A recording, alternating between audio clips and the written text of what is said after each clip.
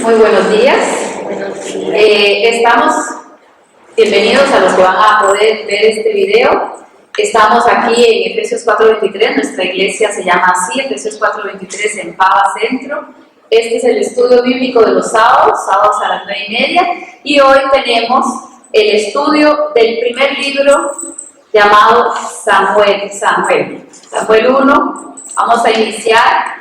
Son dos libros, primera y segunda de Samuel. Ya hemos estado viendo todos los libros anteriores y hoy nos toca ir viendo este primer libro. Nuestros hermanos aquí presentes, ellos tienen una hojita donde tenemos algunos datos precisos que vamos a tratar de analizar. Ustedes tienen aquí un mapa que tal vez no se distinga muy bien las palabras, pero las vamos a ir señalando. Son los diferentes lugares que necesitamos para ir entendiendo este primer libro. Este libro, no sé cuántos lo han leído aquí, ya ¿verdad? Ellos lo leen antes para tener una percepción de acuerdo a lo que están leyendo, y luego venimos con algunos elementos agregados que hemos encontrado a través de la historia, libros judíos. Nos tratamos también de tener un poco de la Midrash, de lo que ellos hablan, que es la interpretación de la Biblia, pero por una tradición oral. Muchas veces no lo tomamos en cuenta porque son alusiones, son referencias de los rabinos para explicar. Entonces hacen toda una historia, ¿verdad? Un tipo de parábola, si ellos a veces dicen. Pero vamos a ir primero, el primer capítulo 1:1, dice que hubo un hombre llamado Elí, ¿verdad? Vamos a ver, un varón de Ramataí. Ramataí es Ramá, ahorita lo vamos a ir nombrando, pero a veces se le decía Ramataí y otras veces simplemente lo acortaban y se decía en Ramá. En Ramataí de Sofí, del monte Efraín, que se llamaba Elcana, hijo de Jeroam, hijo de Eliú, hijo de Tou, hijo de Suf, Efrateo. Efrateo ya sabemos que es de Belén, de la zona de Belén, que a veces le dicen Efrata y otras veces le dicen Belén. Nos vemos ya en el primer capítulo que da muchísimos detalles de la descendencia del Cana, y es importante por lo que va a suceder después. Ya el autor de Primera de Samuel nos empieza a decir que es familia de tal y tal y tal y tal. ¿Para qué? Para llevarnos a entender que ellos son levitas. Ellos viven en Efraín, pero son levitas. Eso es una cuestión nada más de domicilio. ¿Por qué lo vamos a saber? Bueno, vamos a ir más adelante y vamos a ver que el hijo del Cana, con Ana, ¿verdad? Ahora vamos a ir viendo la historia. Él llegó a ser sacerdote. Entonces, para que entendamos que él tenía la oportunidad de ser sacerdote, vemos toda la familia: Jeroam, hijo de Eliú, Tou, Suf. O sea, esa es la intención ya en el primer capítulo. Que tengamos una base, una referencia de quién era el Cana. Salió así el Cana. Él tenía dos mujeres. El nombre de una era Ana y el de la otra Penina. Penina tenía hijos, pero Ana no los tenía. Vean que en 2 versículos ya vamos, ¿verdad?, con elementos que podríamos decir cualquier persona que le dice, ay, entonces Dios permite 2 mujeres. ¿Cómo es eso? Por eso es que la interpretación bíblica no se puede dar por versículos, sino en contexto, de acuerdo a la historia, de acuerdo a las leyes. Usted tiene que entender el carácter del Señor para poder entender una sola frase que dice, este hombre tenía 2 mujeres.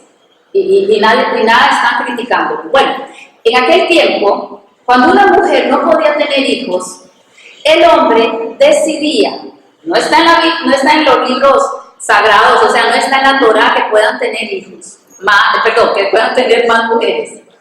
Pero se toleraba, si se puede decir, un hombre que tenía una esposa y salía estéril, él podía decidir si quería una segunda esposa.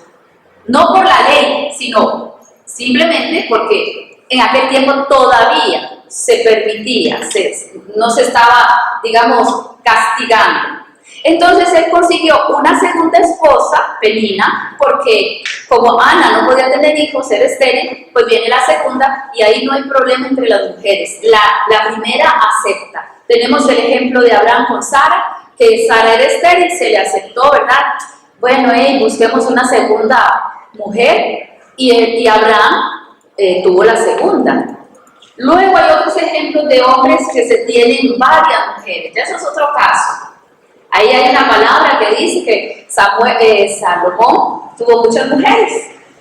Eso no es que Dios lo quiso así, al contrario, eso es otra enseñanza que un día de esto, creo que el miércoles vamos a tener, sobre las personas que quieren hacer las cosas justas, que son justos, de acuerdo a la palabra, que son personas que tienen un llamado de Dios y sin embargo comienzan a desviarse. ¿Por qué? Por los errores o los pecados. Entonces hacen una cosa bien con la mano izquierda y con la derecha le fallan a Dios en muchas cositas que van haciendo, que se dan cuenta o no, bueno, eso, ¿verdad? Allá cada uno. Pero está escrito en la palabra que el hombre debe tener una sola mujer. Eso es lo que Dios quiere, lo que Dios puso en la palabra desde Génesis, lo que también Jesús pronunció cuando le preguntaron sobre el matrimonio, y siempre se habla del hombre y la mujer, no del hombre y las mujeres o esposas. Pero bueno, en este caso, el Cana se buscó una segunda esposa por la esterilidad de Ana. Todos los años este hombre iba a Silo, al lugar, bueno, vamos a leerlo para que las personas que están ahí escuchando, y todos los años aquel varón subía de su ciudad para adorar y para ofrecer sacrificios a Jehová de los ejércitos en Silo, donde estaban dos hijos de Eli, Ofni y Fines, sacerdotes de Jehová. Ustedes en su mapita pueden ver a Silo, ahí está bien marcado, con una ruedita verde y unos bien señalado, está en Silo. Aquí Silo lo tenemos aquí, en Efraín. Entonces, este hombre, Cana, era un hombre justo. Ya sabemos que no levita, pero además era un hombre que amaba a Dios, que amaba adorar a Dios. Entonces él iba de su casa, él iba siempre, cada año, a visitar la casa de Dios. Entonces ahora nos estamos dando cuenta que la casa de Dios no es tan angelical como al principio, sino que está ahora en Silo. ¿Se acuerdan que Josué entró a la tierra prometida y mientras tanto la tenía angelical? Pero más adelante, yo creo que ustedes lo pueden tener aquí, pasaron la casa de Dios, o sea, el tabernáculo. Este tabernáculo ya probablemente no era de tela, de pieles, sino que ya era una casa. Dicen, ¿verdad?, los libros judíos que el techo sí continuaba siendo de alfombras, de estas, de tela, de pieles, pero no se describe en ningún lugar cómo era este tabernáculo. Le llaman a veces templo, casa o tabernáculo. Entonces, en este caso, este hombre iba a Silo, normalmente se iban 3 veces al año. 3 veces al año en 3 fiestas. ¿Cuáles eran las fiestas que debían ir los judíos mínimo? Enramadas. Las de tabernáculos, ¿verdad? Las enramadas, ese es Sukkot. ¿Cuál otra? Las cosechas, ¿esa cómo se llamaba? Shavuot, ¿ok? Y una muy importante que nosotros conocemos muy bien. Pesaj, el paz y levadura, Pascua. Entonces, tenemos esas 3 fiestas en 3 diferentes tiempos, donde los judíos tenían que ir a entregar, ¿verdad? A estar en la casa de Dios, entregar algunas ofrendas y sobre todo adorar a Dios. Este hombre era un adorador. Lo vamos a ver en diferentes momentos, cómo él amaba, cómo él le gustaba ir, y no solo iba él solito, él llevaba a sus esposas y a sus hijos. Normalmente un judío podía ir solo, no tenía que llevar a nadie, él iba solito, un hombre solo, ¿verdad?, llevando sus ofrendas, él podía llegar a la casa de Dios solo. Pero en este caso él quería que toda su familia lograra llegar y visitar la casa de Dios. Entonces él hacía una caminata todos los años, 3 veces al año, en Pesaj, en Pascua, lo que son panes y levadura. Lo iba a hacer en las cosechas, cuando había cosecha, y lo hacía también en los Sukkot, que es los tabernáculos. O sea, la manera en que ellos celebraban. En esta ocasión, cuando vamos al 4, dice, cuando llegaba el día en que Elcana ofrecía sacrificio, daba a Penina a su mujer y a todos sus hijos y a todas sus hijas, cada uno su parte. O sea, cada persona iba a llevar una ofrenda al Señor. No era necesario, pero él quería ofrecer al Señor. Dice, pero Ana, la primera esposa, ¿cómo sabemos que era la primera esposa Ana? Por la ubicación que tiene aquí en la palabra. Hay un orden, porque ella era la que era estéril y por eso se buscó una segunda. Si Ana no hubiera sido, está nombrada primero, y además se sabe por la situación. Un hombre justo se hubiera quedado con una sola esposa, si hubiera tenido hijos. Pero la idea era que tenían que tener un descendiente, o sea, procrear para llegar al Mesías. Entonces ya vemos, por deducción de todo lo que estamos leyendo y porque conocemos parte de las historias anteriores, que la primera es Ana y la segunda es Penina. Entonces, él le daba más a Ana. Dice el número 5, capítulo 1, versículo 5, porque amaba a Ana, aunque Jehová no le había concedido tener hijos. Su rival, bueno, ya están poniendo cómo se comportaba Penina. Su rival le gritaba, enojándola y entristeciéndole, porque Jehová no le había concedido tener hijos a Ana. Así hacía cada año cuando subía a la casa de Jehová, la irritaba, por lo cual Ana lloraba y no comía.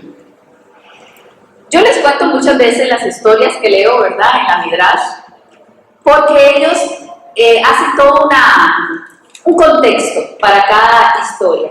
Entonces los rabinos dicen que esta manera de actuar de Penina era fea, ¿sí?, pero ayudaba a Ana.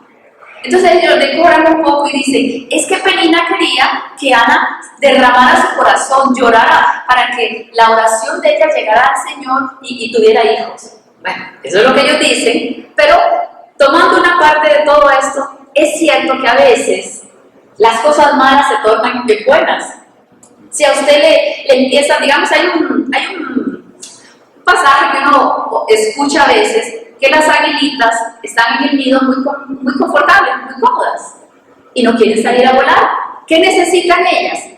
O que la mamá le empiece a empujar, a picotear, o le ponga espinas en el nido para que decidan salir. Muchas veces nosotros necesitamos obstáculos, problemas, situaciones para salir de esa rutina que a veces llevamos, donde no producimos nada sobresaliente. ¿Por qué? Porque estamos tranquilitos y acomodados. Pero viene un problema, una circunstancia, usted decide tomar riendas en su vida y ¿qué sucede? ¡Wow! Se le abre una puerta que probablemente usted nunca hubiera visto.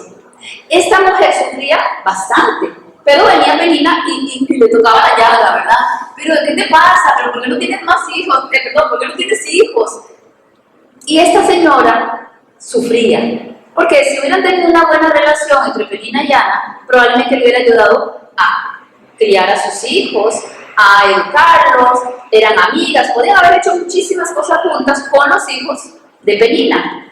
Sin embargo, aquí se ve que la otra molestaba. Era tanto el sufrimiento de Ana que dice que en esta ocasión, cuando ella fue al templo, lloraba. O sea, derramó su corazón en esta ocasión y hablaba a Dios y le pedía y le hablaba. Y entonces el sacerdote Elí, que estaba ahí sentado, y lo muestran en una imagen muy clarita, dice que estaba sentado en una silla especial, seguro se la mandó a hacer, era gordito, y después lo vamos a ver dónde está escrito. Él estaba sentado y veía a esta mujer, y como era la hora después de almuerzo, entonces supuso que esta Ana estaba borrachita, porque ella era, seguro él no escuchaba a la distancia en que estaba, pero la veía mover los labios. Digo, esta está borracha, esta está hablando sola, esta está pasando la borrachera de la hora después del almuerzo. En aquellos tiempos, la mujer también podía estar en esa situación, ¿verdad?, de haber tomado demasiado licor, pues en este caso sería sidra o jugo de uva y todo lo demás. Entonces él le dice, ¿pero qué tienes? Y vamos a ir leyendo para que podamos textualmente ver cómo sucede la historia. Dice en el 8, 9, vamos a ver. El 9. Se levantó Ana después de que hubo comido y bebido en Silo, y mientras el sacerdote Elí estaba sentado en una silla junto a un pilar del templo de Jehová, ella con amargura de alma oró a Jehová y lloró abundantemente. Hizo voto. Ok. Esto de hizo voto no es que hizo pacto. Hizo un voto. Yo puedo hacer un voto, le prometo a Dios que yo voy a hacer algo.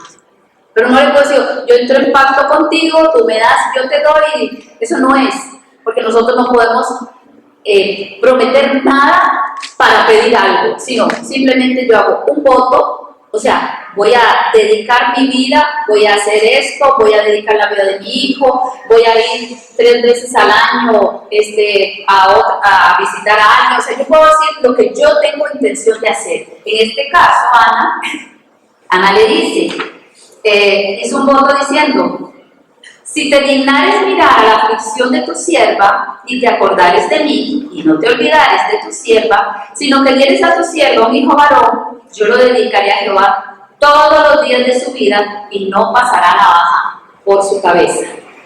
Ya aquí todos sabemos que cuando hablan así, están hablando de ¿qué? El voto nazareo, ¿verdad? Entonces ella quiere ofrecer a su hijo y no va a permitir que él se corte el pelo, le va a enseñar, ¿verdad?, que él está consagrado a Dios, y ella se lo promete a Dios: si tú me das un hijo, entonces yo haré esto, esto y esto. Si no me lo das, no lo puedo hacer, porque si no hay hijo, no puedo hacer mi voto. Pero si tú me regalas un hijo, si tú me das la bendición de tener un hijo, es para ti. O sea, ella lo iba a tener 2 añitos, 3 añitos, 4 añitos, porque dice que cuando ella lo destetara, ella lo iba a llevar al templo y ya no era más hijo de ella, o sea, ya era de parte hijo del que lo iba a cuidar de ahí en adelante. Entonces, Ana está haciendo un voto para ver si Dios, ¿verdad?, si conmueve la mano de Dios. ¿Por qué? Bueno, si Dios anda buscando, ¿verdad?, una persona, tal vez en este momento Ana le dice: voy a ofrecer mi hijo. Bueno, le dan el milagro, tiene su hijo, y este niño va a tener un propósito en su caminar. Hay un propósito en todo. Podía haber sido el hijo de otra persona, pudo haber sido uno de los hijos de Elí, pero ya el Señor, conociendo cómo son las personas, ya sabiendo cómo caminan los hijos de Elí, por ahí no iba a ser una línea, o sea, ahí iba a pasar algo. Del Cana. Es que a veces con la me voy el Elí y el Cana, gracias. Me lo dicen cada vez, ¿verdad?, para no confundir. Entonces, los hijos de Elí, el sacerdote que estaba vencido, vamos a ir viendo cómo eran esos sacerdotes. Entonces, ahora vamos a ver otra parte importante en cuanto a esta oración. Cuando ella hacía su oración a Dios, intervino un sacerdote, el sacerdote Elí. Y ese es el que va a marcar aquí algo. Dice aquí, entonces, mientras ella oraba, bueno, ya vimos lo de Elí, que les pensó que estaba borracha. En el 15, Ana le respondió al sacerdote: no, señor mío, yo no soy una mujer, ¿verdad?, borrachita, sino que he derramado mi alma delante de Jehová. Y el 16 dice: no tengas a tu sierva por una mujer impía, porque la magnitud de mis congojas y de mi aflicción he hablado hasta ahora. Elí respondió y dijo: ve en paz, ve en paz. Y el Dios de Israel te otorgue la petición que le has hecho. Ve en paz.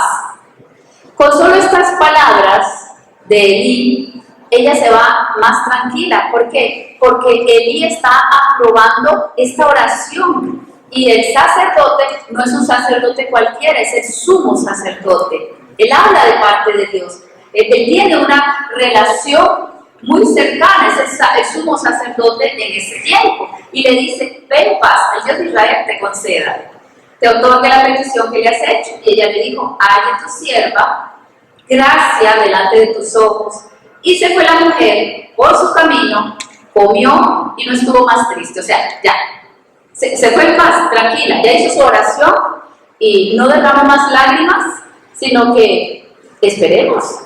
Y al año siguiente, ella tuvo un hijo Y ella entendió que era a partir de esta oración que ella había hecho, el Señor le había contestado, le había otorgado la petición, entraba el voto que ella había hecho.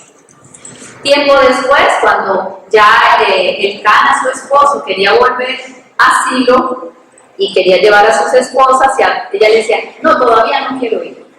No, todavía, hasta que yo destete al niño, yo voy y hago el camino y voy hasta allá. Entonces, ya vamos a ir al tiempo, aquí vamos a ir al 23, y Elcana, su marido, le respondió, haz lo que bien te parezca, quédate hasta que lo destetes, solamente que cumpla Jehová su palabra. Se quedó la mujer y crió a su hijo hasta que lo destetó. Mucha gente dice que es a los 2 años, otros que a los 4. Yo supongo que en este caso tuvo que haber sido a los 4 años.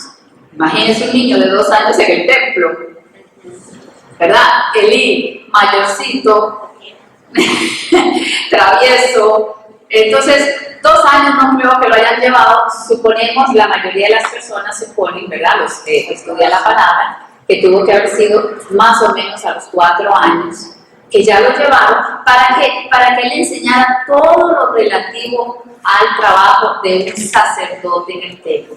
Entonces ya vamos viendo que ella cumplió, y dice aquí la palabra que cuando ellos fueron a llevar en el 24, 1:24, después que lo hubo destetado, lo llevó consigo con 3 becerros, un efa de harina, una vasija de vino, y lo trajo a la casa de Jehová en Silo, y el niño era pequeño. O sea, sabemos que el niño era pequeño, no lo llevó de 11 o 12 años, era un niño pequeño, pero otra vez, según la Midrash, ¿verdad? Ellos dicen que este niño, pues como venía venía de Dios, que era bien portadito, que no hizo cosas así terribles, ¿verdad? Eso es lo que los judíos suponen y decoran la historia diciendo que este niño era algo especial, o sea, era inspirado por Dios todo el tiempo, era consagrado a Dios y así se comportaba. Luego dice, vamos al 28, yo pues lo dedico también a Jehová, todos los días que viva será de Jehová, y allí adoró Ana.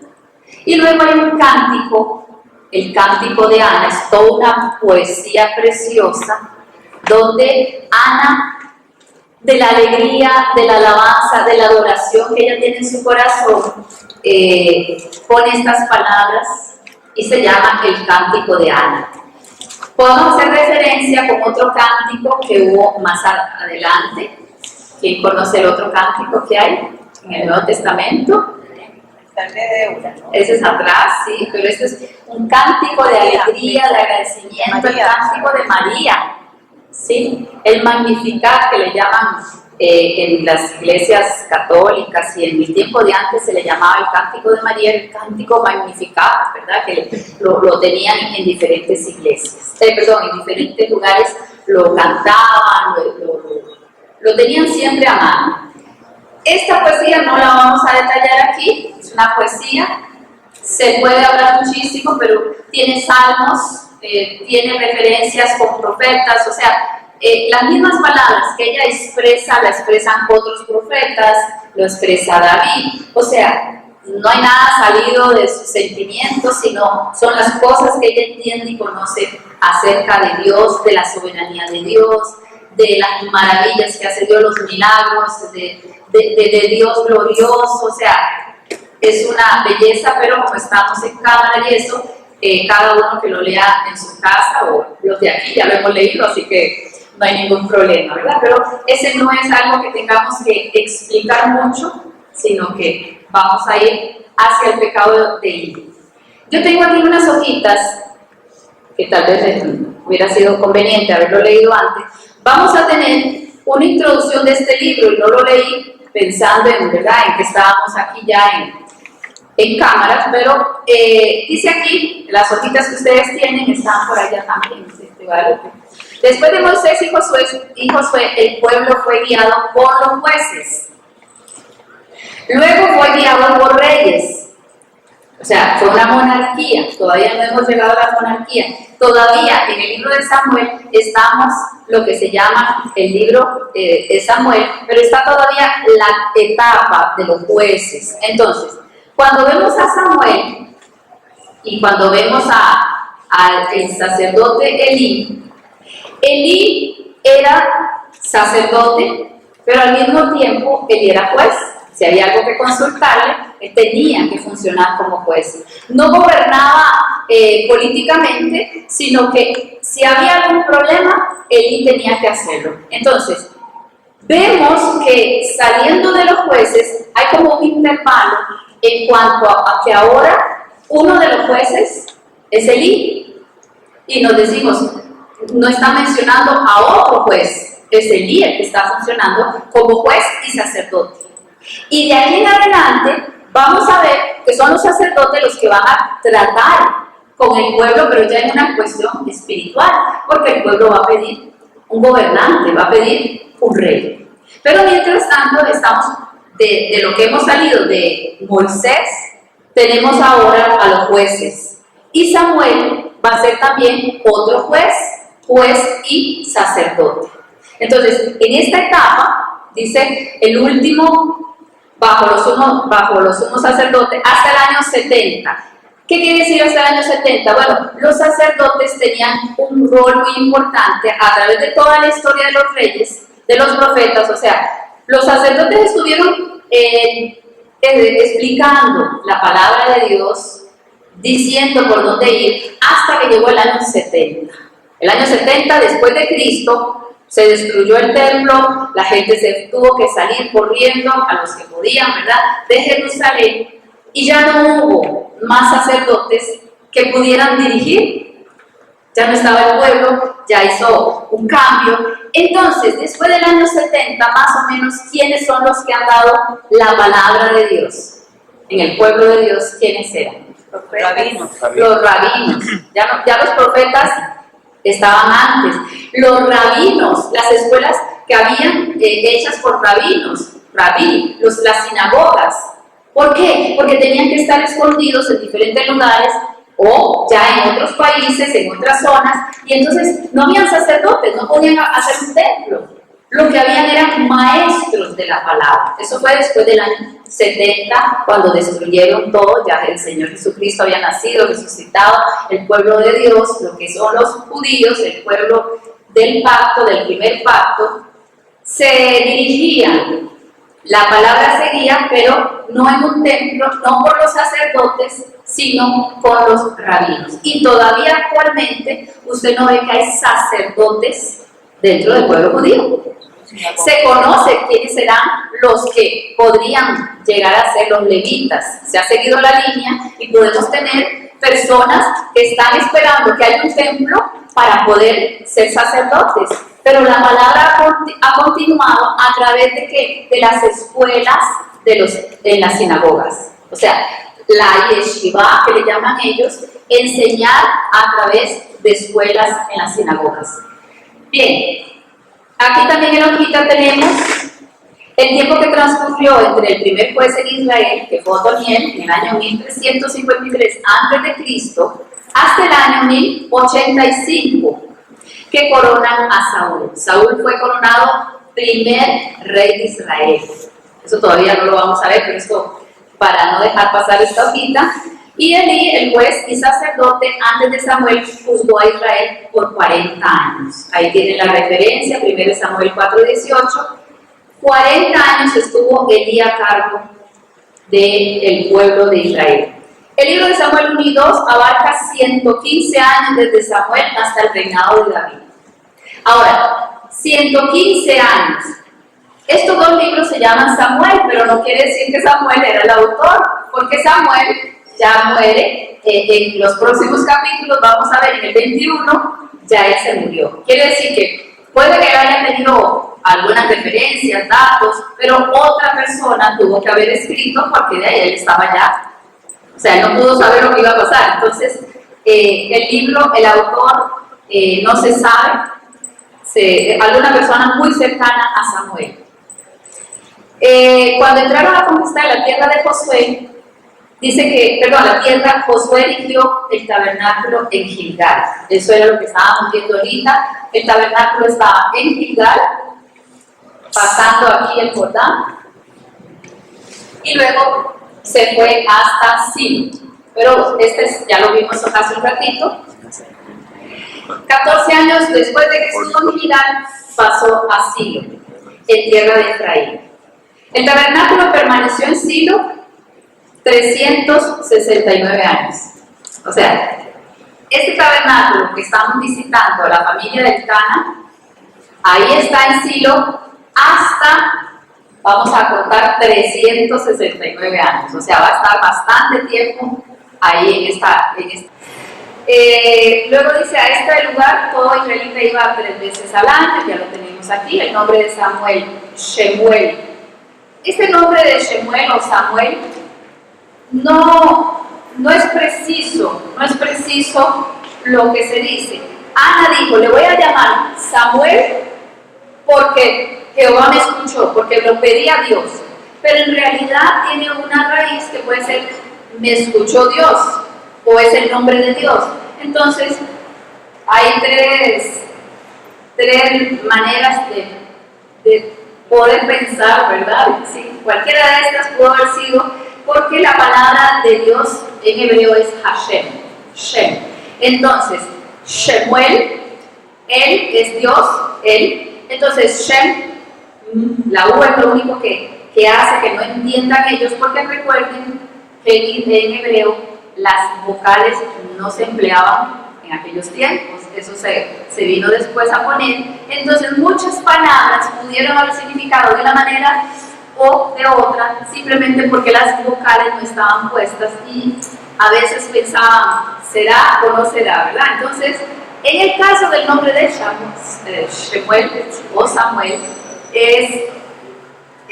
Ana dice, le voy a poner este nombre a causa que yo lo pedí, y las personas que lo leen dicen que podría ser también que viene de esta raíz, ¿verdad? Del nombre Hashem. Hashem es su nombre, o Dios escuchó por él Shema Israel, ¿se acuerdan? Oye Israel.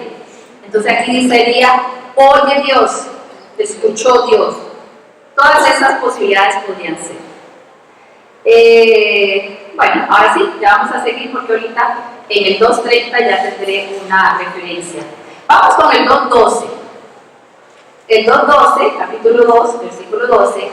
Vamos a ver, los hijos de Eli eran hombres impíos. Dice la palabra que no tenían conocimiento de Jehová. Era costumbre de los sacerdotes con el pueblo que cuando alguno ofrecía sacrificio, venía el criado del sacerdote mientras se cocía la carne, trayendo en su mano un garfio de 3 dientes, y lo metía en el perol, en la olla, en el caldero o en la marmita, y todo lo que sacaba el garfio, el sacerdote lo tomaba para sí. De esta manera hacían por todo israelita que venía así. Asimismo, antes de quemar la grosura, venía el criado del sacerdote y decía al que sacrificaba, da carne para asar para el sacerdote, porque no tomará de ti carne sino cruda. Esto era una blasfemia. Y usted dice, ¿por qué? ¿Qué pasó aquí? Bueno, hay una ley en Levítico que decía que parte del animalito era para el sacerdote, otra parte era para quemar, pero hasta que no se sacaba la sangre, se derramaba, se cocinaba, hasta que no sucediera este honor que llevaba, ¿verdad? Esto era para Dios y después para los sacerdotes. Pero estos muchachos habían implantado una costumbre.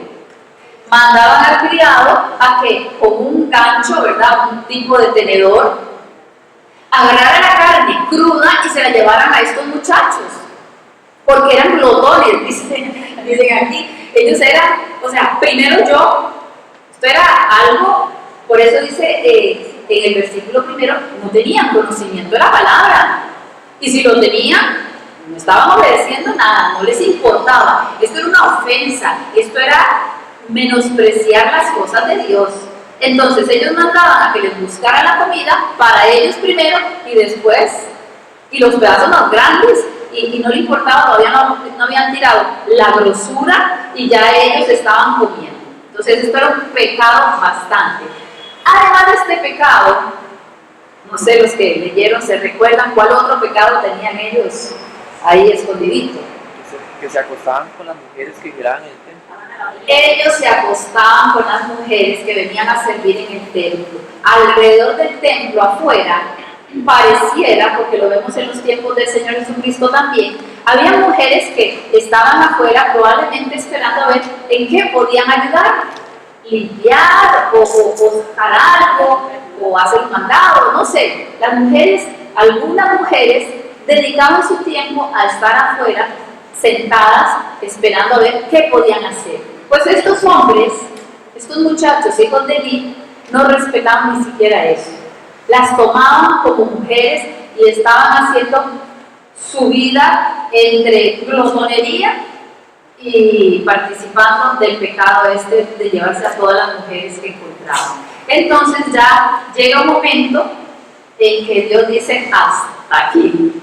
Ustedes dicen a veces, pero ¿por qué no los castiga? ¿Pero por qué no pasa nada? ¿Pero por qué el pecado, si todo el mundo lo ve, no es señalado? Bueno, Eli los regañaba, pero de ahí no pasaba. En lugar de sacarlos y decir, ustedes perdieron el sacerdocio, tienen que irse, la ley dice esto, esto y esto. No, este pecado lo toleraba Eli y lo permitía y escuchaba a la gente hablando de este pecado, pero él no tomaba ninguna determinación con sus hijos. Ahí los dejaba. Entonces, pareciera como que, bueno, al tolerar el pecado en un lugar, pareciera que Dios está de acuerdo. No, Dios no está de acuerdo. No siempre el castigo o el juicio de Dios llega inmediatamente. Acuérdense cuando le dijeron a Adán y Eva, si comen morirán. Sí, pero no murieron inmediatamente.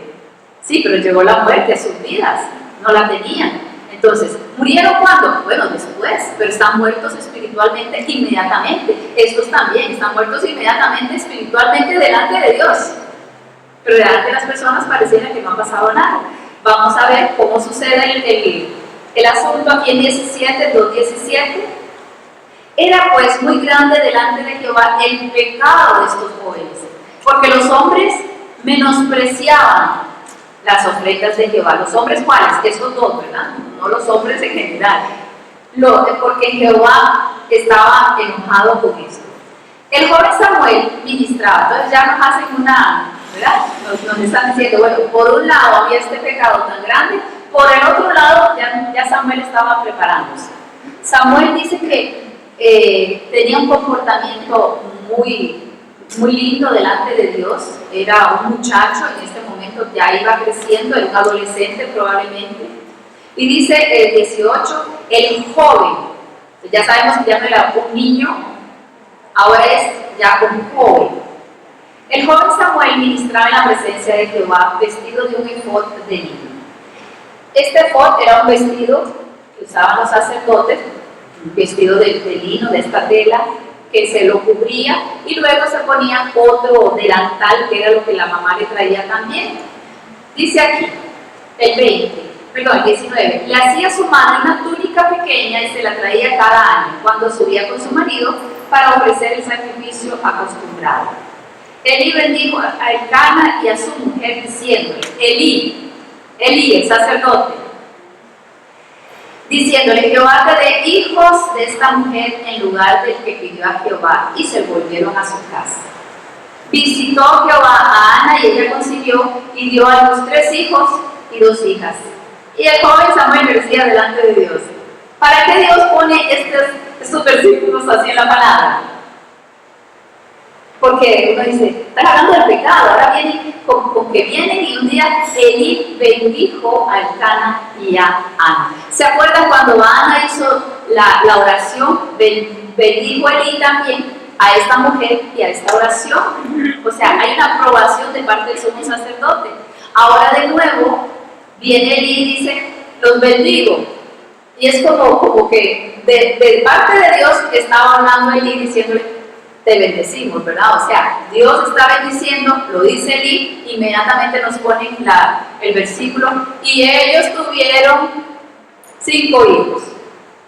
O sea, directamente, eso que está hablando Dios, no lo dice a través de Jehová dijo, pero Elí es un sumo sacerdote y Dios está hablando a través de esa bendición que Elí le dijo a Elcana y a Ana. Entonces vemos que ese hijo fue reemplazado por 3 hijos, 2 hijas, o sea, concibió y dio a luz. Quiere decir que tuvo más hijos. Vamos a ver, bueno, el 22 nos dice que estos muchachos dormían con las mujeres que velaban a la puerta del tabernáculo.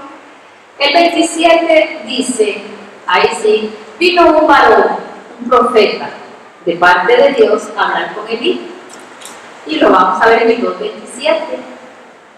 Vino un varón de Dios a Elí y le dijo, así ha dicho Jehová, ¿no me manifesté yo claramente a la casa de tu padre cuando estaban en Egipto, en casa de Faraón? Y yo le escogí para mi sacerdote entre todas las tribus de Israel, para que ofreciese sobre mi altar y quemase incienso, y llevase el efod delante de mí, y di a la casa de tu padre todas las ofrendas de los hijos de Israel, porque habéis hollado mis sacrificios y mis ofrendas, que yo mandé ofrecer en el tabernáculo, y has honrado a tus hijos más que a mí, engordándoos de la principal de todas las ofrendas de mi pueblo de Israel. Por tanto, Jehová, el Dios de Israel, dice, yo había dicho que tu casa y la casa de tu padre andarían delante de mí perpetuamente, pero ahora ha dicho Jehová, nunca yo haga tal cosa, porque yo honraré a los que me honran y los que me desprecian serán tenidos en poco. Dios había prometido una línea descendiente para el sumo sacerdote de parte de Aarón y sus 2 hijos, y ahí venía la línea. Ahora Dios está cambiando esa línea. ¿Por qué? Porque llegó un momento en que el pecado de estos 2 muchachos es demasiado. Pero no solo el pecado de estos 2 muchachos, es que Elí también está pecando. Entonces le está quitando a Elí su descendencia para el sacerdocio. Y ahora este hombre que vino le está diciendo, de parte de Dios te digo, ¿verdad? O sea, es una profecía. El 31 sigue hablando el profeta, he aquí vienen días en que cortaré tu brazo y el brazo de la casa de tu padre, de modo que no haya anciano en tu casa. Verás tu casa humillada, mientras Dios colma de bienes a Israel, y en ningún tiempo habrá anciano en tu casa. O sea, ¿cómo va a suceder? En este momento no lo sabe Elí, pero va a terminarse su descendencia. O sea, están dándole la profecía y mucho tiempo después lo vamos a ver en el tiempo de Saúl, cuando Saúl manda a matar a unos sacerdotes y todo tiene su relación en esta profecía. Entonces, ahora se mueren ellos, se mueren los hijos, se muere el papá y no se sabe, sí, pero hay un hijo que está también de camino, porque una de las señoras, esposa de Fines, creo que es, Fines, sí, la esposa de Fines, que estaba embarazada. A ver, tiene que ser el divino Jehová, el amor. Dios mío, a veces se le olvida a uno solo los nombres. Fines, sí, el arca, sí, la esposa de Fines. La esposa de Fines estaba embarazada, iba a tener un hijo. Si hubiera habido un hijo, pues era una descendencia, sí, pero dice el Señor, la profecía dice que no va más. Ahí se corta el brazo, o sea, se corta esa genealogía y no va a haber sacerdocio de este lado. Eso lo vamos a ver más adelante, cómo Dios lo resuelve. También dice en el 35, yo me suscitaré un sacerdote fiel que haga conforme a mi corazón y a mi alma, y yo le edificaré casa firme y andará delante de mi ungido todos los días. Ese versículo 35, algunas personas lo toman como que fuera el rey David y otras van más allá y es el Señor Jesucristo, el Mesías. Pero en ambos casos cae preciso, se puede dar como una profecía que se da en 2 partes también. El sacerdote fiel, pero es que David no era sacerdote, ¿verdad? Entonces uno dice, sí, conforme a mi corazón y a mi alma, sí, pero no es, o sea, este no es un sacerdote fiel. Tiene que ir la profecía más hacia quién. Dice, y el que hubiera quedado en tu casa vendrá por postrarse delante de él por una moneda de plata. Esto ya es una manera alegórica, decorada de decir, y un bocado de pan, diciéndole, te ruego que me agregues a alguno de los ministerios para que pueda comer un bocado de pan. O sea, esto es una manera de decir en qué forma van a ir los descendientes de este sacerdote, que ya no van a ser sacerdotes, sino van a pedir más bien que les den algo. O sea, totalmente el Señor cortando la descendencia de este varón Elí. Vamos a ir viendo el 3. El joven Samuel seguía ministrando a Jehová en presencia de Elí, y dice que esta noche, vamos a recortar ahí un poco, dice la palabra que Samuel estaba durmiendo, era joven, y dice que oyó una voz y creía que era Elí que lo estaba llamando. Buscaba a Elí, dice que era de noche, que había una luz, la lámpara. Cuando él habla de lámpara, en el tabernáculo hay el candelabro. Entonces el candelabro pasa alumbrando toda la noche, y en la mañana pues ya no hace falta, está el sol. Pero él dice que él iba hacia la luz y le decía, Elí, ¿me llamaste? No. Se iba a dormir y volvió a escuchar la voz, volvió otra vez, no, yo no te he llamado. Hasta que Elí le llegó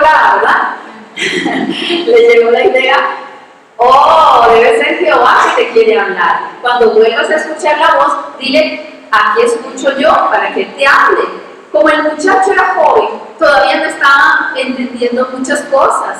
Entonces, una de las cosas también que explican los que han estudiado la Biblia, ¿verdad?, escudriñando bien, es que claro, era bueno que Elí supiera que Dios le estaba queriendo hablar. ¿Por qué? Porque él le iba a preguntar, ¿y qué te dijo? Entonces, ¿qué te dijo, verdad? Cuando llega Dios y le habla, le está dando la misma profecía que vino ese varón, se la da otra vez a Samuel, para que Samuel, ¿verdad?, entienda lo que va a suceder, lo que va a pasar. Pero claro, Elí quiere saberlo. Entonces vamos a ver, al final, vamos a ir resumiendo un poquito. Dice el 11, 3:11. Jehová dijo a Samuel, he aquí, yo haré una cosa en Israel, que a quien lo oyere le retiñirá ambos oídos. O sea, van a quedar impactados, impresionados. Esto nunca se había escuchado.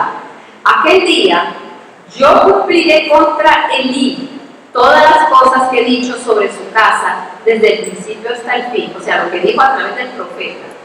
Le mostraré que yo juzgaré su casa para siempre, por la iniquidad que él sabe, porque sus hijos han blasfemado a Dios y él no los ha estorbado. Por tanto, yo he jurado a la casa de Elí que la iniquidad de la casa de Elí no será expiada jamás, ni con sacrificios, ni con ofrendas. O sea, no había manera de que se arrepintieran, lloraran, trajeran 10 vacas, toros, las ovejas de todo un campo, botaran sangre. No había manera de expiar este pecado. Esto era una blasfemia. Ahí lo dice, que está blasfemando a Dios. O sea, el juicio está dado. Ya, se terminó. Pasaron muchos años con este problema. No los estorbaste, nada más le dijiste, no los estorbaste. O sea, estorbar, ¿qué quiere decir? Había que sacarlos. Una cosa es que usted tenga hijos impíos. Y ya, usted sabe que están en pecado. Sí, pero son impíos y son personas que todo el mundo sabe que son impíos, pecadores. Pero otra es que estén sirviendo aquí en alguna parte del templo, porque usted dice, pero yo vi que están allá en pecado y vienen y se suben aquí o aquí. O sea, dentro de lo que era el lugar santo, estaban sirviendo estos muchachos y no se les quitó el puesto.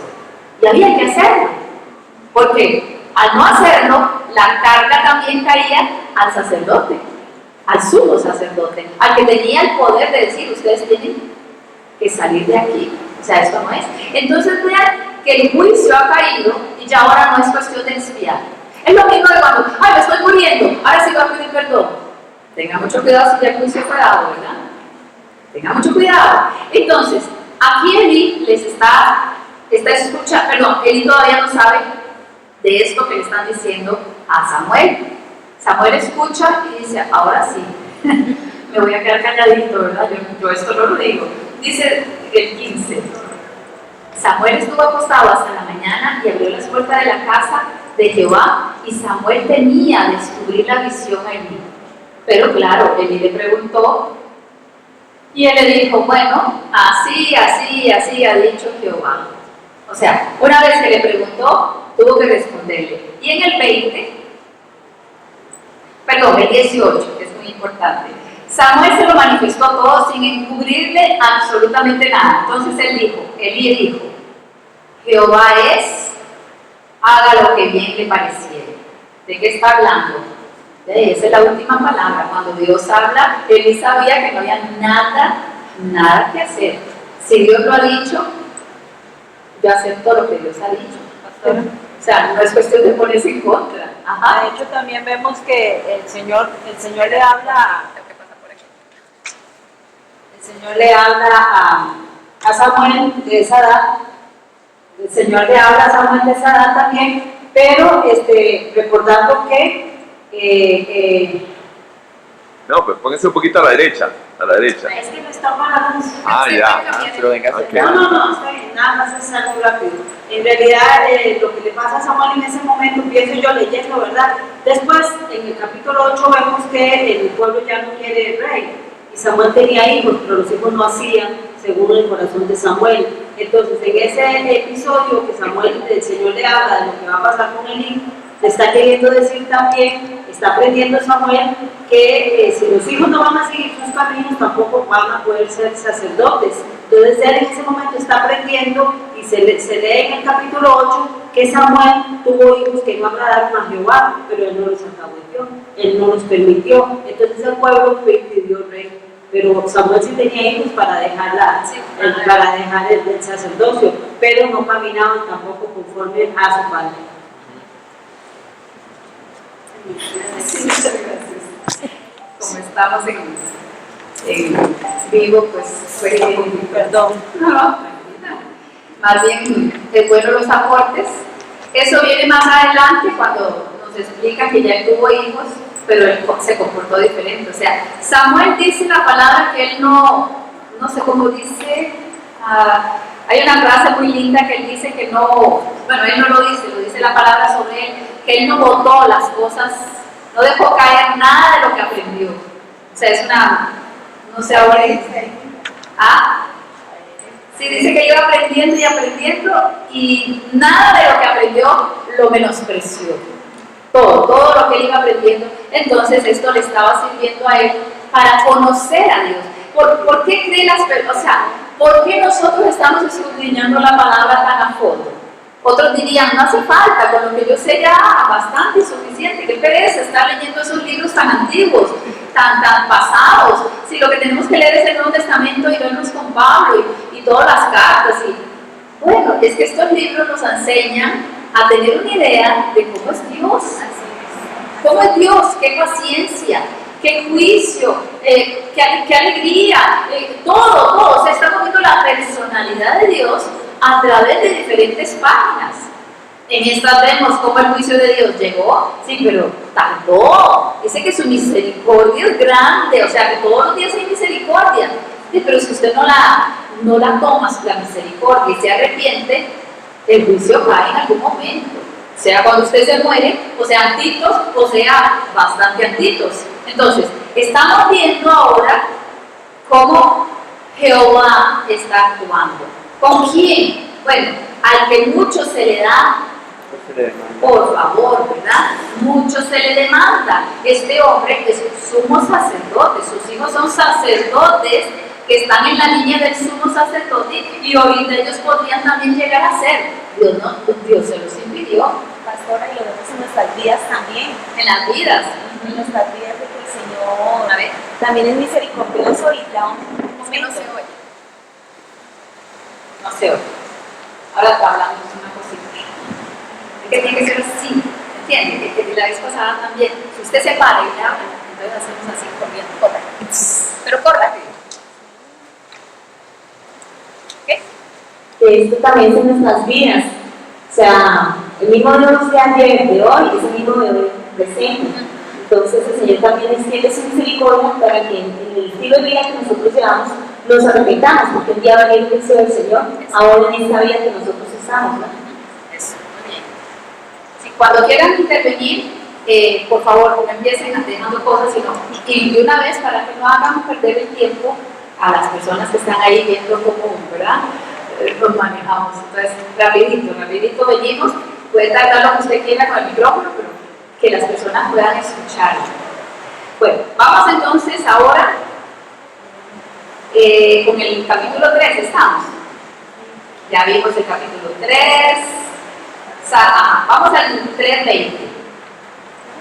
Todo Israel, desde Dan hasta Berseba, conoció que Samuel era fiel profeta de Jehová. Ahora sí vamos a utilizar el mapa.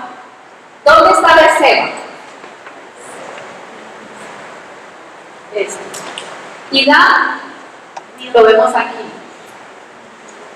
Entonces, está tratando de decir que todo esto lo conocía. Arriba tenemos a Manasés, tenemos a Bulón, tal vez hasta allá no llegaba la fama de Samuel, pero tenemos que había todo este territorio conociendo que, dice ahí, Samuel era fiel profeta de Jehová. O sea, no mintió, no le dio decoración al tema, ¿verdad?, de la profecía que le dieron para Elí. Él estuvo preciso y a través de los años, dice, Samuel creció, estaba Jehová con él. Y ahora el 19 era donde yo le quería decir, no dejó caer a tierra ninguna de las palabras de Dios. Sí, eso es muy bonito, es una expresión probablemente hebrea. No dejó caer a tierra ninguna de sus palabras. Es como que usted llevara muchísimas cosas en sus manos y se le van cayendo y usted las deja tiradas. Bueno, pues Samuel, todo lo que llevaba no dejó caer nada, o sea, valoraba tanto esa relación con Dios, las palabras, las profecías, todo lo valoraba tanto que nada menospreció. Luego dice el 21, Jehová volvió a aparecer en Silo porque Jehová se manifestó a Samuel en Silo por la palabra de Jehová. Vamos ahora al capítulo 4, que es cuando vamos a estar utilizando el mapa más seguidito, y vamos a ver. Dice, Samuel habló a todo Israel. Por aquel tiempo salió Israel a encontrar en batalla a los filisteos. ¿Dónde están los filisteos? En esta orilla de aquí. Esta orilla, aquí está Gaza, esto existe todavía. Estas otras palabras concretas también están por aquí. Esa zona eran pueblos que habían venido del mar Mediterráneo. Ahí está escrito mar grande o mar Mediterráneo, probablemente de Creta, de una isla que hay ahí bastante grandecita. Estos pueblos habían venido, no son semitas, o sea, no vienen de aquí, no eran pueblos que habían llegado hasta allá.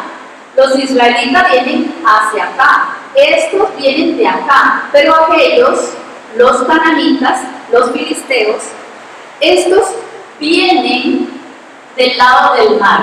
Entonces, esa palabra filisteos viene de hijos del mar, o sea, fueron los únicos que llegaron del mar hacia la tierra y no del continente hacia la orilla del mar. Entonces ya tenemos un grupo de personas que eran más fuertes, no sé por qué, ¿verdad? Venían más equipados, más preparados, y si vinieron del mar, pues tenían sus barquitos que tienen que haber tenido bastantes herramientas, bastante conocimiento como para atravesar el mar y llegar y quererse ubicar en esas tierras. Entonces, eso eran los famosos filisteos, pero los filisteos dice que acamparon en Afec.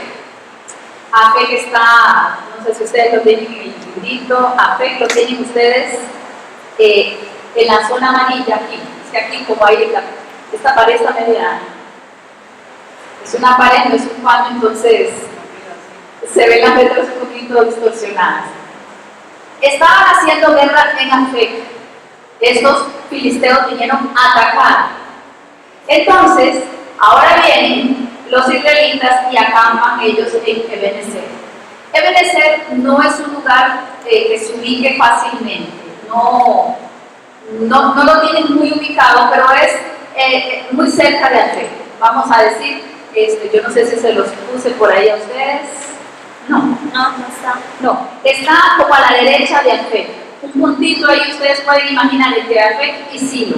Ellos venían a atacar y de acá salían los israelitas. Ahora hicieron una batalla. Y dice aquí, los filisteos presentaron la batalla a Israel, trabándose el combate. Israel fue vencido delante de los filisteos, los cuales hirieron en la batalla en el campo como a 4,000 hombres. Cuando volvió el pueblo al campamento, los ancianos de Israel dijeron: ¿por qué nos ha herido Jehová delante de los filisteos? Traigamos a nosotros de Silo el arca del pacto de Jehová, para que, viniendo entre nosotros, nos salve de la mano de nuestros enemigos. Envió el pueblo a Silo y trajeron desde el arca del pacto de los ejércitos que moraba entre los querubines, y los 2 hijos de Eli, Ofni y Finehas, estaban allí con el arca del pacto.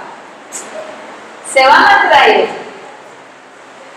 de aquí el arca del pacto, que estaba muy tranquilita con sus querubines y todo, para que venga aquí, porque la presencia de Dios que está ahí puede ser, ¿verdad? Para ellos puede ser que ganen la guerra. Entonces, van hacia allá. Ahora dice la palabra. El 3, pues ya lo digo. No, el 4. Envió el pueblo a Silo y trajeron de allá el arca del pacto de Jehová de los ejércitos, que moraba entre los querubines.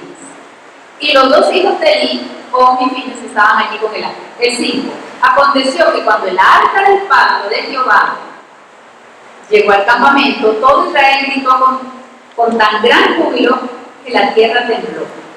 Cuando los filisteos oyeron la voz de júbilo, dijeron: ¿qué voz de gran júbilo es esta en el campamento de los hebreos? Y supieron que el arca de Jehová había sido traída al campamento. Los filisteos tuvieron miedo porque decían: ha venido Dios al campamento. Y dijeron: ay de nosotros, pues antes de ahora nunca fue así. Esos filisteos conocían bastante de Jehová de los ejércitos. O sea, cuando dicen Jehová de los ejércitos, es el Dios, ¿verdad?, que está en batalla, el Dios que está protegiendo a su pueblo. Es una manera de hablar de ellos. Entonces, estos filisteos conocían de muchos años. Imagínense que por ahí caminó también Abraham, y por ahí estaba Jacob, por ahí estaban todos los primeros, y ahora viene un pueblo que ya ellos conocen quiénes son. Ellos están temiendo a Jehová de los ejércitos, y ahora está el arca del pacto, la presencia. El 7. Los filisteos tuvieron miedo porque decían: ha venido al campamento, ay de nosotros. Bueno, el 8, ay de nosotros, ¿quién nos librará? 9. Esforzaos, oh filisteos, y sed hombres, para que no sirváis a los hebreos como ellos os han servido a vosotros. Sed hombres y pelead. Pelearon pues los filisteos, e Israel fue vencido, y huyeron cada cual a sus tiendas, y fue hecha muy grande mortandad, pues cayeron de Israel 30,000 hombres de a pie. Y el arca de Dios fue tomada, y muertos los 2 hijos de Eli, Ofni y Finehas. Esto para ellos era, algo nunca pensado. ¿Cómo podía ser? Teniendo el arca del pacto, los sacerdotes estaban ahí, la presencia de Dios tenía que estar ahí. ¿Por qué no funcionó? Nosotros sí lo sabemos. Ahí están los hijos, hay una profecía. O sea, una vez que Dios da juicio, ni le pidan nada, ni lo busquen, ni esperen. ¿Por qué? Porque no tiene nada que hacer. O sea, es que no es un amuleto, traigamos el arca y todo va a funcionar. No, ahí hay pecado, ahí hay blasfemia, ahí no está Dios. O sea, ahí no está Dios. Entonces, en el 11 dice que murieron los 2 hijos. Al morir los 2 hijos, algo grave, ¿verdad?, está pasando. Se llevan el arca, matan a los muchachos y entonces vienen a darle la noticia a Elí. Vamos a ver el 14. Cuando Elí oyó el estruendo de la gritería, dijo: ¿pero qué estruendo de alboroto es este? Y aquel hombre vino a prisa y dio las nuevas a Elí. Era ya Eli de 98 años, o sea, ya era. Bien, estamos de regreso de nuestra pausa cafecito. Todos los sábados de 9:30 a 12, 12:15, 12:30 estamos aquí con el estudio bíblico. Es un grupo que ha estado estudiando desde el inicio del Génesis en adelante y hoy ya estamos en Samuel, primera de Samuel. Y bueno, después de la pausa estamos en el capítulo 5 de primera de Samuel. Aquí tenemos el mapa porque nos va a ayudar a entender un poquito lo que sucede entre los capítulos 5, 6 y 7.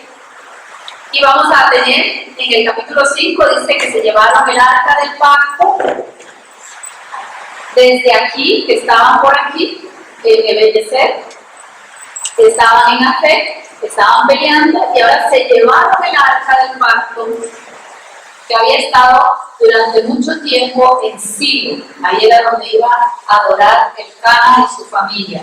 Ahora estamos en el capítulo 5 y nos dice en el capítulo 5, el versículo 2, dice: tomaron los filisteos el arca de Dios y la metieron en la casa de Dagón. Dagón era el dios de ahí. Dicen algunos que era un dios de fertilidad, un dios de lo que era la vegetación, ¿cómo se llama esto? El dios de las cosechas. Y que algunos también dicen que entonces Baal era el hijo de Dagón. Pero bueno, todo esto es un asunto de idolatría que tenían ellos. Entonces en el arca del pacto, que ahora la tienen ellos, dice que la llevaron a la casa de Dagón y pusieron ahí junto a la estatua de Dagón, pusieron el arca del pacto. Cuando al día siguiente los de Asdod, entonces, ¿a dónde llevaron esto? Desde aquí atravesaron todo esto y fueron hasta Asdod. Esta era una de las ciudades principados de los filisteos. Entonces tenemos el arca del pacto en el templo de Dagón en Asdod. Y dice aquí el versículo 3, cuando se levantaron en la mañana, Dagón, la estatua, postrado en tierra delante del arca de Jehová. ¿Se imaginan qué ilustración, verdad? O sea, la estatua estaba en el suelo, postrado en tierra delante del arca de Jehová, y tomaron a Dagón y lo volvieron a su lugar. Dice el 4, volviéndose a levantar de mañana al día siguiente, he aquí que Dagón había caído postrado en tierra delante del arca de Jehová, y la cabeza de Dagón y las dos palmas de sus manos estaban cortadas sobre el umbral. Entonces, no solo estaba postrado, sino que le había cortado la cabeza y estaba solamente el tronco. Bueno, un espectáculo. Por esta causa, los sacerdotes de Dagón y todos los que entran en el templo de Dagón dicen que no pisan el umbral por miedo, ¿verdad? Por temor a lo que había ocurrido en esa ocasión, de que en el umbral apareció esta estatua cortada y postrada delante del arca. Y hasta el día de hoy, ¿verdad? Dicen ellos en ese momento que eso sucede. El 6, se agravó la mano de Jehová sobre los de Asdod y los destruyó, y los hirió con tumores en Asdod y en todo su territorio. Tumores. Y viendo esto, los de Asdod dijeron: no quede con nosotros el arca de Dios Israel, porque su mano es dura sobre nosotros y sobre nuestro Dios Dagón. Convocaron pues a todos los príncipes de los filisteos. Bueno, habían príncipes de los filisteos. Estaríamos Asdod, de aquí, Ascalón, Gaza, Edrón, Gat y Edrón. ¿Ok? Por ahí está, son 5. A ver, 1, 2, 3, 4, Gat, hasta Gat. Vamos a ver entonces. Dice aquí ahora: convocaron a los príncipes de los filisteos y dijeron: ¿qué haremos ahora con el arca?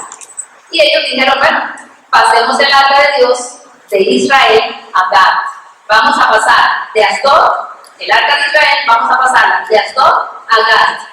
Entonces se van a venir y van a llevarla de aquí a aquí. A ver qué pasa. como saquémoslo de Asdod porque seguramente aquí no le gusta. Entonces, aconteció que cuando le habían pasado, la mano de Jehová estuvo contra la ciudad con gran quebrantamiento y afligió a los hombres de aquella ciudad, desde el chico hasta el grande, y se llenaron de tumores. O sea, ahora son dos ciudades filisteas y las personas tienen tumores. Entonces enviaron el arca de Dios a Ecrón. Ahí ya lo vieron, ¿verdad? Encima de Gad está Ecrón. Entonces mandaron el arca del pacto. Imagínense, o sea, esa caja bella de oro con los querubines, llevándola como sin ninguna, ¿verdad?, honra ni nada. O sea, la cogían de aquí, la llevaban para acá, la pasaban para allá, la tiraban, quién sabe, pero estaban manipulando las manos de ellos. Pero en este caso, lo que hacía era que Dios les había puesto tumores a toda la ciudad. Enviaron a Ecrón, y cuando el arca de Dios vino a Ecrón, los ecronitas dieron voces diciendo: ha pasado a nosotros el arca de Dios de Israel para matarnos a nosotros y a nuestro pueblo. Y enviaron y reunieron a todos los príncipes de los filisteos.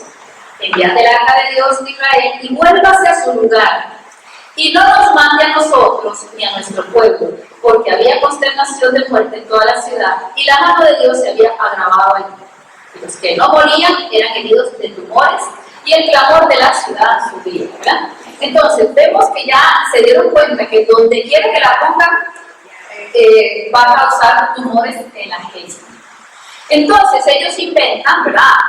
Se imaginan, ellos han dicho: estuvo aquí el arca el 6:1, el arca estuvo en esta tierra filistea 7 meses, o sea, durante meses la gente estuvo tratando de llevarla de un lugar a otro y enfermándose, y tumores. Ahora que la van a llevar para allá, entonces se reúnen para ver cómo la vamos a llevar, cómo la vamos a mandar.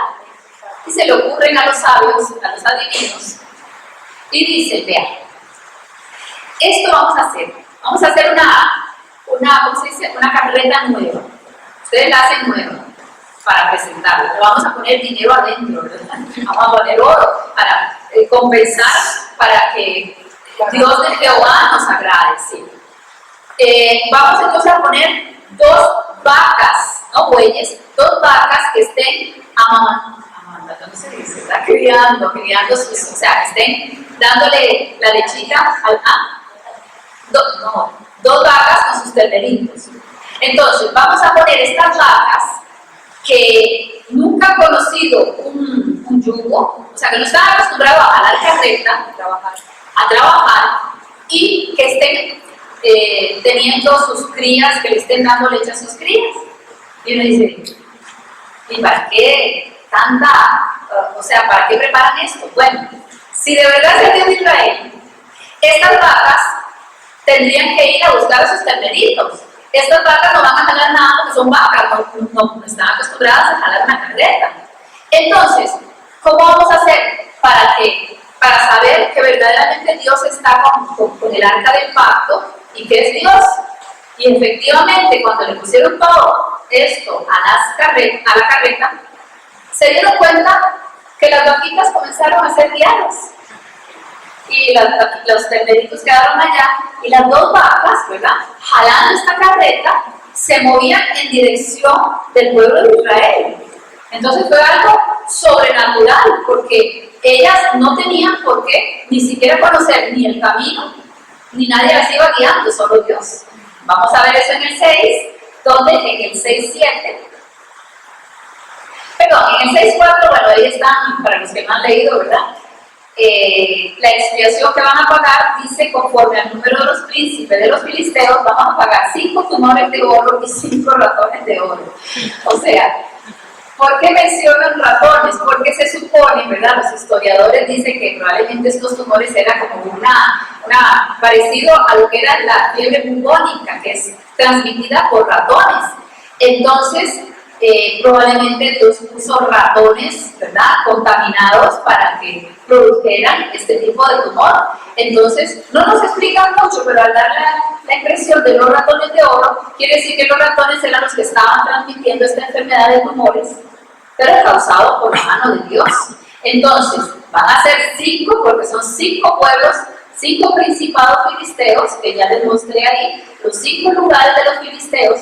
Ellos, entonces, en representación de los 5 príncipes, vamos a hacer 5 tumores de oro, o sea, pelotas de oro, y 5 ratones de oro, y la vamos a meter ahí dentro del arca, no, a la par, en la carreta. Haréis pues figuras de vuestros tumores y de vuestros ratones, dice 6, versículo 5. Dice que destruyan la tierra y daréis gloria a Dios de Israel, quizás aliviará la mano de sobre vosotros. En el 7 dice, haced pues un carro nuevo, tomad luego 2 vacas que críen y que no hayan puesto yugo sobre ellas. Y las ponen para que ellas jalen. El 8 dice, tomaréis luego el arca de Jehová y las pondréis sobre el carro. Las joyas de oro que habéis de pagar en ofrenda por la culpa. La pondréis en una caja a un lado y la dejaréis que se vaya. Y observaréis, si sube por el camino de la tierra de Bet-Semes, Él nos ha hecho este mal tan grande, y si no, sabremos que no es en manos de Jehová, ¿verdad? Sino que de un accidente, fue una casualidad, y entonces traerían de nuevo pues el arca del pacto. Pero ellos vieron que desde donde ellos estaban en el tronco, empezó ella a coger el caminito hacia Bet-Semes. sí, Bet-Semes no lo tenemos, sí, aquí está. Entonces estas vaquitas se fueron moviendo hasta acá.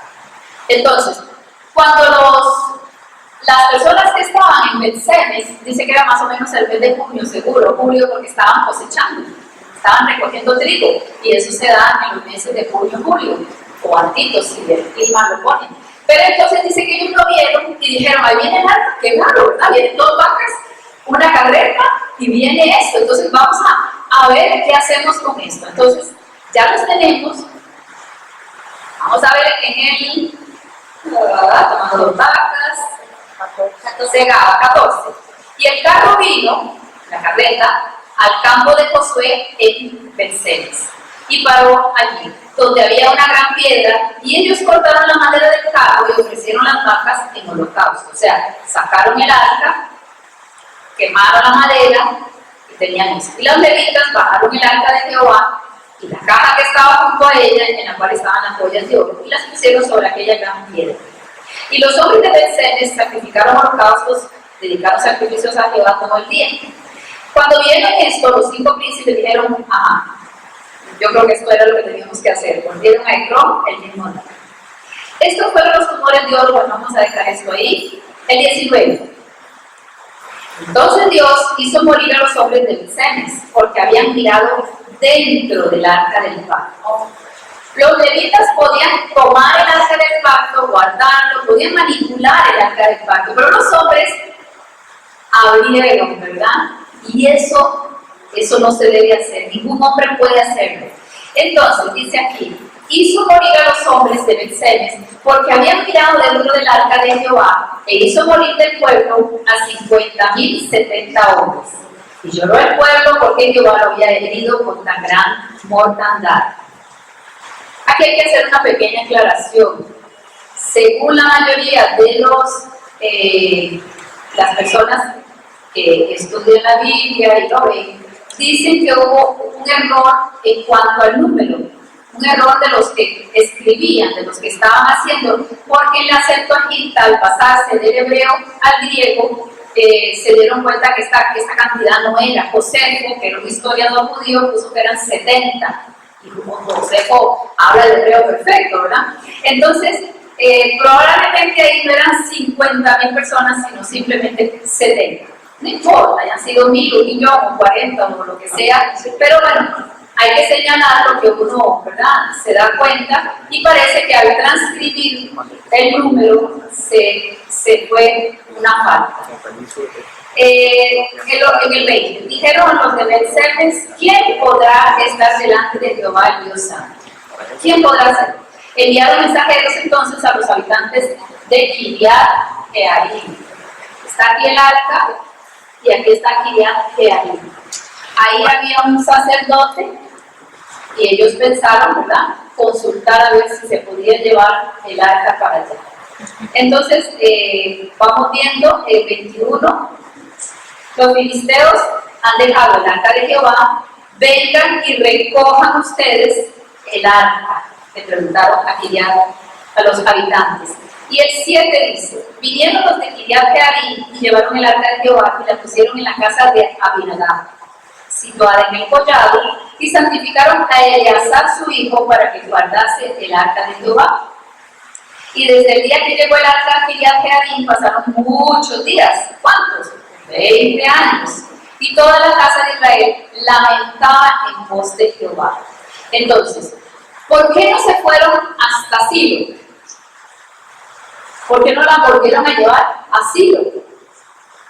Según los historiadores, y lo vamos a ver, yo creo que ustedes lo tienen aquí en el 7 de Jeremías 26:9, vamos a ver 26:9 de Jeremías. Y aquí hay una referencia por la cual ellos deducen 26:9 de Jeremías.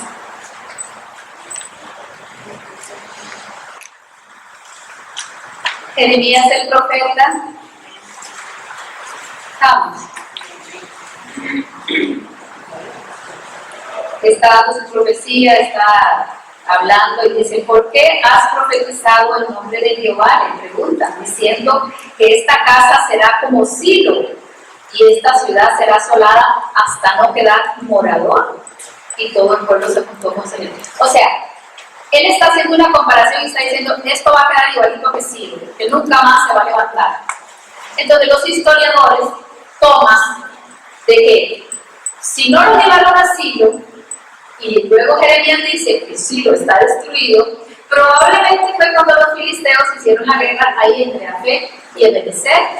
¿Se acuerdan? En una guerra, probablemente destruyeron porque ahí ya no pudieron regresar el arca. Entonces, ahí es donde estaba el templo, pero escogieron aquí en Kiriat Jearim una casa de un hombre que probablemente tenía un súper buen testimonio, un levita, y ungieron, o sea, pusieron a Eleazar, en este caso, pues este se llama así ahora, el hijo, a volver,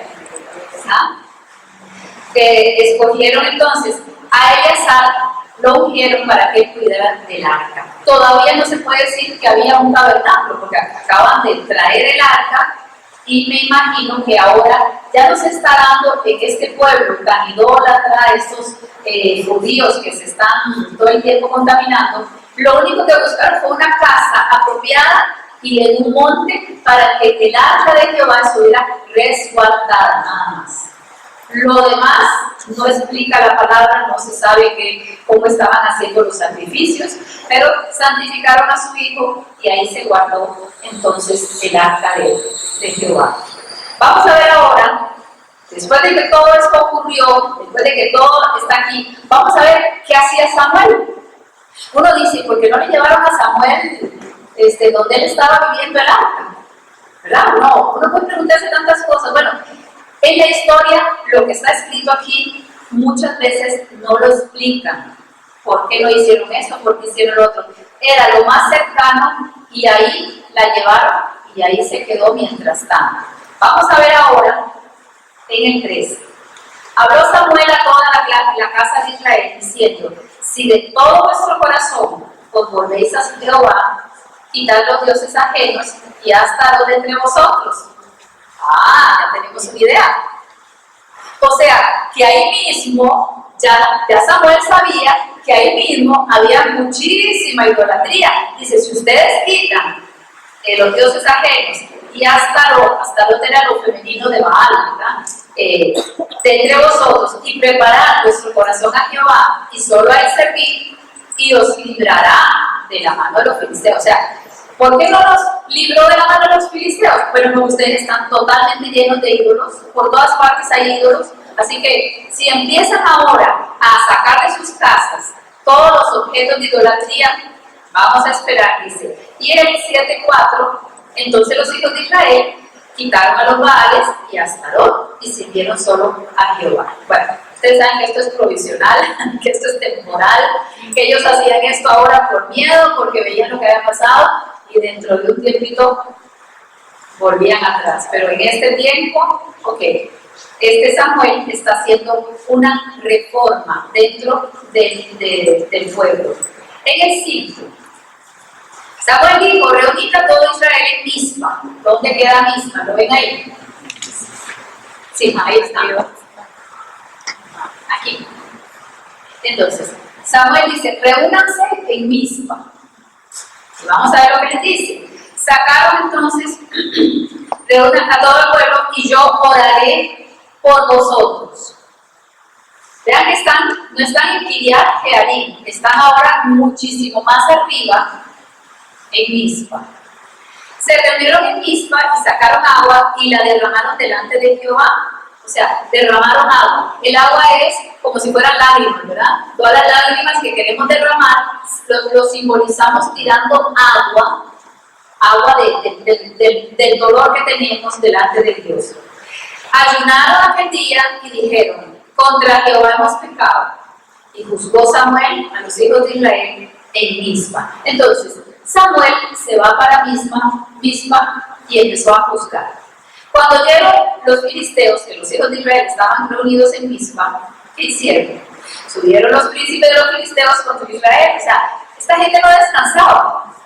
Ya les había pasado seguro los tumores, ya habían devuelto el arca y dijeron, ya nos dejan tranquilos, ya el problema era que el arca estaba aquí del lado de nosotros, pero ahora otra vez vamos a destruir a este pueblo porque nos cae mal, porque queremos estas tierras, por lo que sea. Cuando oyeron eso se fueron entonces y fueron a atacar a los israelitas. En el 8. Entonces dijeron los hijos de Israel a Samuel, no ceses de clamar por nosotros a Jehová nuestro Dios, para que nos guarde de la mano de los filisteos. Y Samuel tomó un cordero de leche y lo sacrificó entero. O sea, esto es un nuevo sacrificio, ¿verdad? Algo muy, muy especial. Tomó un corderito pequeñito de leche, quiere decir que estaba apenas, ¿verdad?, chupando la lechita de la mamá, y lo sacrificó enterito, y clamó Samuel a Jehová por Israel, y Jehová oyó. Aconteció que mientras Samuel sacrificaba el holocausto, los filisteos llegaron para pelear con los hijos de Israel, pero Jehová tronó aquel día con gran estruendo sobre los filisteos y los atemorizó, y fueron vencidos delante de Israel. Saliendo los hijos de Israel de Mispa, siguieron a los filisteos hasta Bet-car. Ahí no está señalado, pero es cerca de Bet-semes. Entonces, salieron desde Mispa escapándose. Y luego, saliendo los hijos de Israel, llegaron los filisteos y los dirigieron hasta Bet-car. El 12. Tomó luego Samuel una piedra y la puso entre Mispa y Sen. O sea, entre Mispa, el Sen no lo tenemos ahí porque eso no saben precisamente dónde está. Y le puso por nombre ahí mismo una piedra, Ebenezer. ¿Se acuerdan que habíamos hablado de Ezer? ¿Qué era Ezer?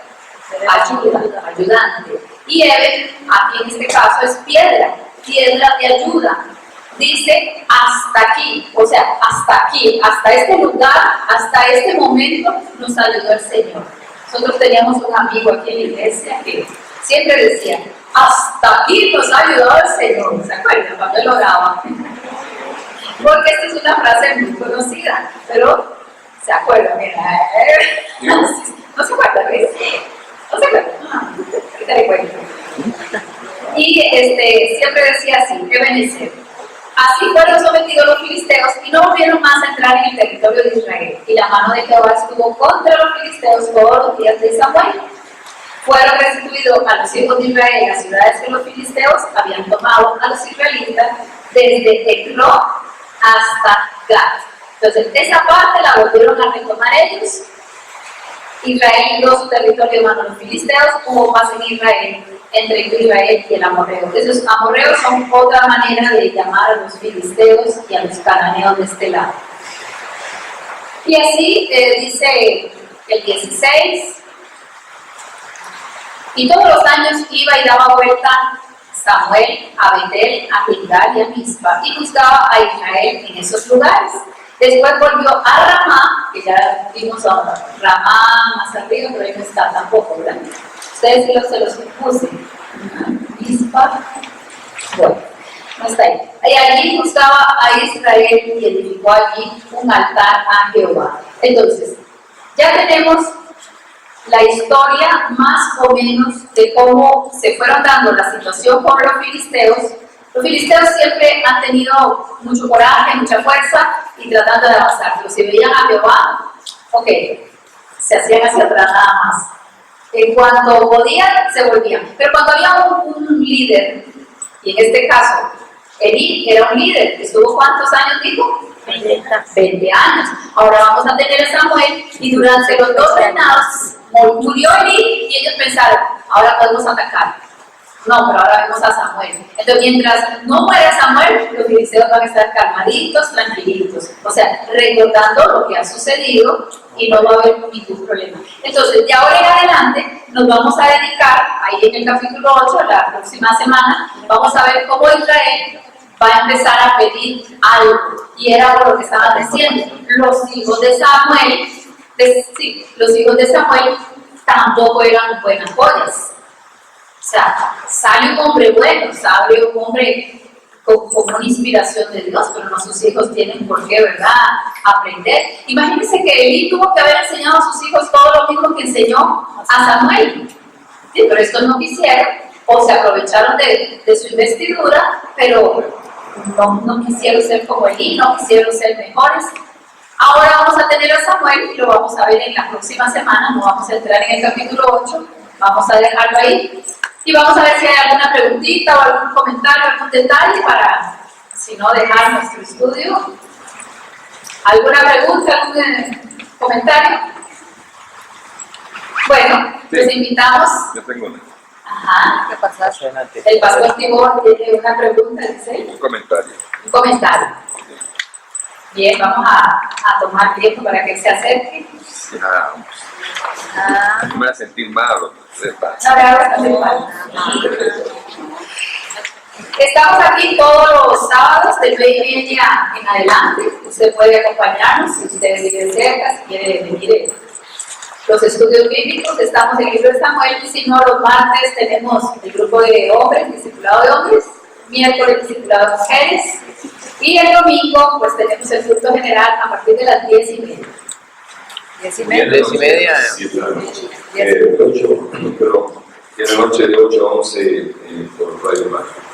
Bien, 1 Samuel 2:8 dice: y el joven Samuel ministraba en presencia de Jehová, vestido de un efod de lino.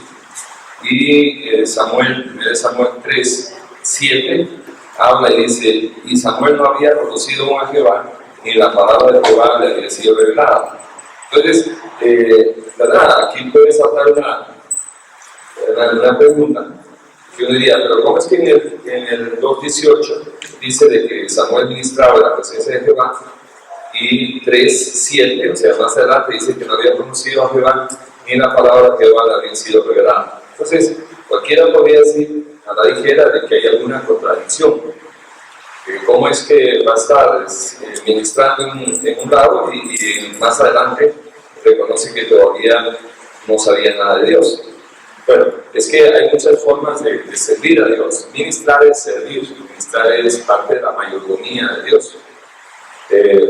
Entonces, uno puede estar ayudando, digamos, como aquí hay muchos servidores, y hay gente, voy a poner como ejemplo, yo cuando acepté al Señor, ya al día siguiente yo ya estaba sirviendo. ¿En qué estaba sirviendo? En las cosas de Dios, jalando mesas, jalando sillas, haciendo esto, haciendo lo otro, cosas ahí dentro de la iglesia. ¿Y conocí algo del Señor? Poco, casi nada.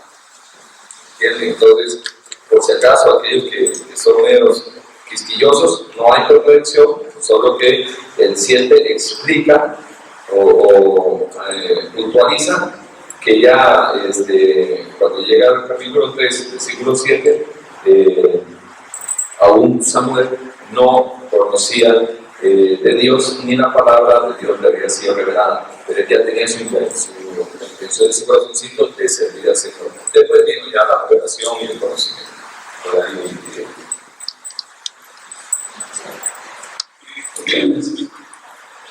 Muchas gracias por el comentario del pastor.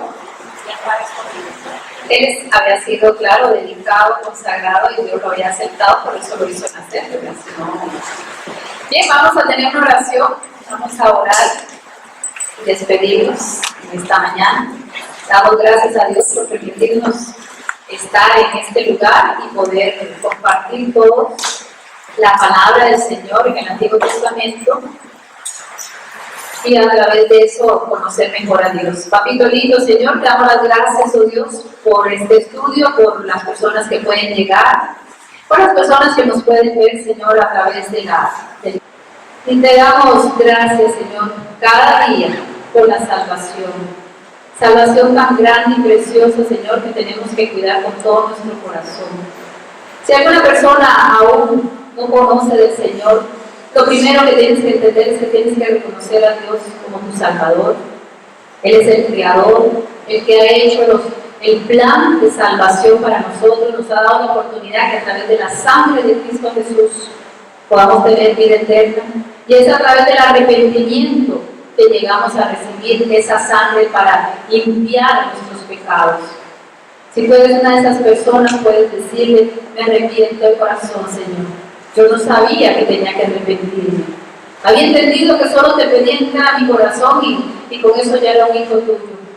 Pero tengo que nacer de nuevo a través del arrepentimiento de mis pecados y del perdón. Hoy te pido, Señor, que me perdones, que tu sangre preciosa limpie mis pecados y que hagas de mí una nueva criatura. Que tu Santo Espíritu entre en mi corazón y que este templo sea templo de tu Santo Espíritu. Gracias, Padre Santo, por el milagro del nuevo nacimiento. Gracias, Señor, por cada una de las personas que predican tu palabra, que nos hacen reflexionar y llegar a tener vida eterna, salvación en ti, Señor. Amén. Muchas gracias por habernos acompañado y nos vemos la próxima semana.